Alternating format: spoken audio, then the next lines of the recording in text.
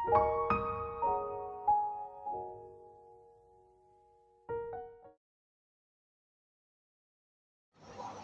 Everyone, welcome to my YouTube channel the soulful diary. आज के video में हम बात करेंगे W.B. ईट्स की पोम नो सेकंड जॉय के बारे में। W.B. ईट्स के बारे में हम पहले एक वीडियो में डिस्कस कर चुके हैं, जिसका लिंक डिस्क्रिप्शन में। चलिए आज जान लेते हैं पोम के बारे में। पोम को इन डेप्थ जानने से पहले जान लेते हैं उसके कुछ की फीचर्स। यह पोम पोएट ने मॉड गॉने को एड्रेस की है, जिन्होंने जॉन मैकब्राइड से शादी कर ली 1903 में। Yeats was shattered by Maud Gonne's marriage. Maud Gonne was an Irish revolutionary whom Yeats loved, but who rejected his proposal of marriage. The poem was written after the final rejection of Yeats' love offer and sudden marriage to John McBride, who ironically was later made the martyr of Irish freedom movement by the efforts of Yeats himself. Although this marriage of Maud and McBride resulted in a separation 2 years later, it left Yeats in great distress. Line 1 to 5.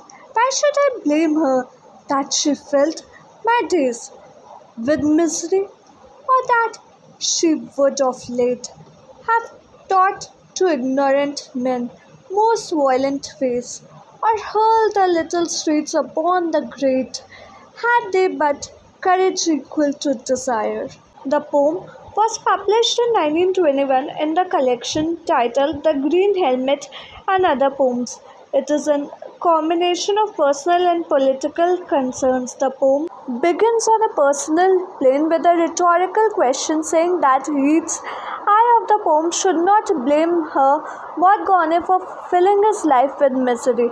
From here it goes to refer to and comment on the political concerns of Maud Gonne, an Irish revolutionary loved by Yeats. The poem opens with the rhetorical question, the answer to which is implied in the question itself. The poet is unhappy that Maud Gonne has not responded to his love, but he argues that he should not blame her for filling his days with misery. He should not also blame her for teaching innocent Irish people the revolutionary methods to get freedom for the country of Ireland. The poet is scornful of the petty violence of those who would hurl the little streets upon the great, that is, instigate the innocent people of Ireland to perpetrate violence against the British rulers, which is futile.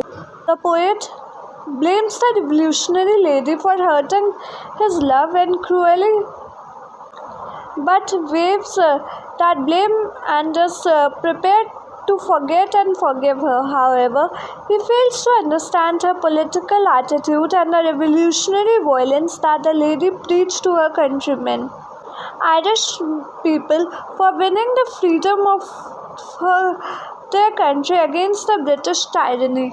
The first section does not contain a great deal of imagery and instead focuses on fully explaining the initial question. However, the description in the latter part of the poem are far more vivid and draws on metaphors in order to create a powerful imagery. Line 6 to 12. What could have made her peaceful with a mind that nobleness made simple as a fire, with beauty like a tightened bow, a kind that is not natural in an age like this? Being high and solitary and most stern, why, what could she have done? Being what she is, was there another Troy for her to burn? In the concluding lines of the poem, the beautiful revolutionary lady Maud Gonne is seen in terms of destruction. Her beauty is said to be like a tightened bow. Her mind is made simple as a fire of nobleness. Simplicity is not a quality associated with fire. Here, Yeats seems to suggest how uncompromising intensity and dedicated single-mindedness are capable of being both noble and, in terms of a practical world, foolish. The tightened bow further suggests an inherent tension and heroic beauty that necessarily results in destructiveness, but heroic beauty cannot avoid its terrible consequences. It must not be blamed because it cannot help itself. It is not until the last line that images look securely in their pattern. The organizing trust is cleverly withheld. The marching suspense of the single syllable words in the last 1/11th line, with why, what, and what repeating the accumulated questions, is a brilliant piece of dramatic maneuvering. Then the Helen images strike into the poem in the last line. It raises the question of what the whole structure of the poem has answered. It puts everything in its predestined order. It is the demonstration, and an important one, of a technique that he brings to its perfection in the second coming. The purpose of the civilization is not to provide bonfires for eternal or heroic beauty.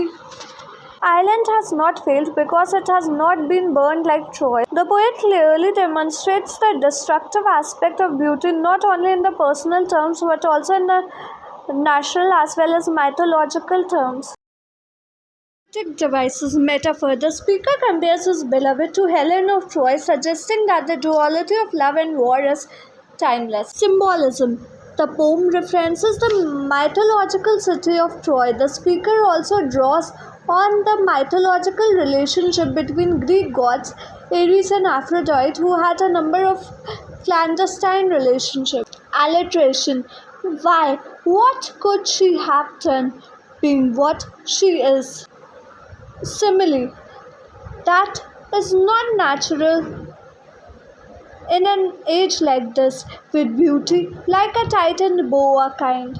Allusion. The poet uses an allusion to the city of Troy. In short, the poem is a call towards peace, and it elaborates on the poet's personal and political passion. He is full of pain and woe, but because he loves the lady, he is unwilling to blame her for her destruction. By making a comparison of this lady and Helen of Troy, the poet hints at how an alluring beauty of a lady can be a cause of the destruction of an inner soul, primarily referring to a man's heart. Thank you. I hope आज की video आपको पसंद आई। अगर अच्छी and informative लगी तो like share and subscribe to my channel. हमें comment करके बताइए आप आने वाली वीडियो किस टॉपिक पर देखना चाहते हैं। मिलते हैं कल एक और इन्फॉर्मेटिव वीडियो के साथ शाम 4 बजे।